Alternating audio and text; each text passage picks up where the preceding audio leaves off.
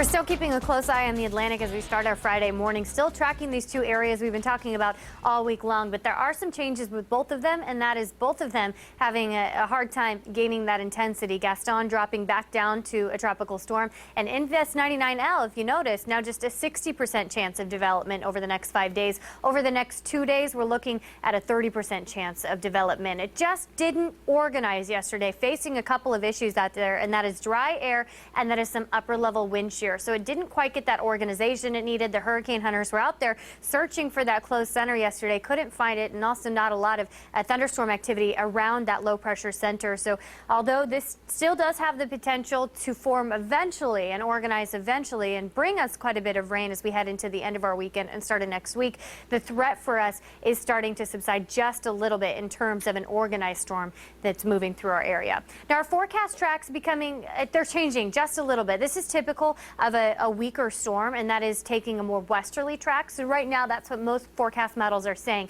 tracking through the strait here and then heading out into the Gulf. Now, a couple of those models still bringing it pretty close to our coastline here. We're still looking at heavy rains and gusty winds as we head into, again, the end of our weekend, start of next week. But even the wind speeds in this area of low pressure are dropping back down to about 30 miles per hour, where yesterday they were tropical storm force winds. So this is good news that it's not gaining that momentum, although the potential for that is still there over the next few days. So we're still keeping a close eye on it, but this morning it's looking a little bit better, a little less organized, which of course is good for us. Gaston also losing that intensity. It's dropped back down to a tropical storm with wind speeds of 65 miles per hour. Staying out in the open Atlantic, there is some intensification that's expected over the next few days, but again, not messing with us. As you start your Friday morning, we are tracking a couple areas of rain. This one just moving through Hendry County. So LaBelle getting light rain right now, Palmdale as well. Clewiston clearing out though. If you're driving in those areas, a few wet roadways, but I think most of the coastline will stay quiet this morning until those sea breeze storms develop as we head into the afternoon. Highs land in the low 90s today